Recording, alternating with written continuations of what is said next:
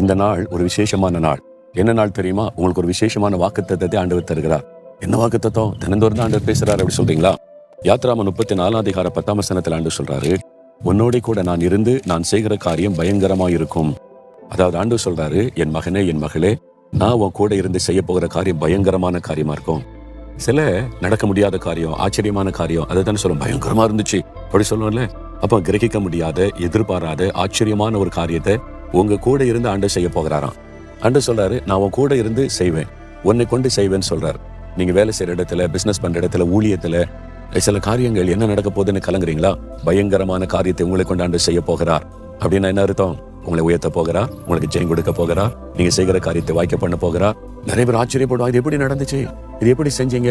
பயங்கரமான காரியத்தை ஆண்டவர் என் கூட இருந்து செய்தார். வானத்தை பூமி உண்டாக்கின தேவன் கூட இருந்தார்னு வைங்களேன், நீங்க சாதிக்க முடியும்ல. ஏன்னா அவர் பயங்கரமான தேவன், பயங்கரமான காரியத்தை செய்கிற தேவன். அவர் சொல்லுகிறாரு, நம்ம 2 பேரும் சேர்ந்து செய்யலாம், நம்ம கூட இருந்து நான் பயங்கரமான காரியம் செய்வேன்றார். எவ்வளவு சந்தோஷம் இல்ல? ஆண்டவர் நான் கூட இருக்கிறேன், உனக்கு பயங்கரமான காரியம் செய்யறேன், உன்னை கொண்டு செய்வேன் அப்படின்னு ஆண்டவர் சொல்றது எவ்வளவு பெரிய பாக்கியம். ஊழியத்தில் உள்ளவங்க தானே இந்த வாக்குத்தத்தம். ஊழியத்தில் உள்ளவங்களை கொண்டு தேவன் பயங்கரமான காரியத்தை செய்வார். உண்மைதான். வேலையில நீங்க வேலை செய்யலாம், பிசினஸ் பண்ணலாம், படித்துக் கொண்டு இருக்கலாம். அதுல தேவன் உங்களுக்கு பயங்கரமான காரியத்தை செய்து உங்களை மேன்மைப்படுத்துவார்ல. யோசேப்பை கொண்டு தேவன் தேசத்தை ஆசீர்வதித்தார். தானியேலை கொண்டு ராஜாவுக்கு ஆலோசனை கொடுக்க வைத்தார். எஸ்தரை கொண்டு தேசத்திலிருந்து தன் ஜனங்களுக்கு பெரிய பயங்கரமான வெற்றியை கொடுத்தார். உங்களை கொண்டு செய்வார். நீங்க விசுவாசிங்க. ஆண்டவரே, நீங்க என் கூட இருங்க, நம்ம 2 பேரும் சேர்ந்த பயங்கரமான காரியத்தை செய்யலாம்ல, என் கூட இருந்து எனக்கும் அப்படி செய்யுங்கன்னு கேளுங்க. ஆண்டவர் கூட இருந்து செய்வார். இது உங்களுக்குரிய வாக்குத்தத்தனை விசுவாசத்தை ஜெபிச்சீங்கன்னா அப்படியே நடக்கும். இன்றைக்கே நடக்கும் பாருங்க.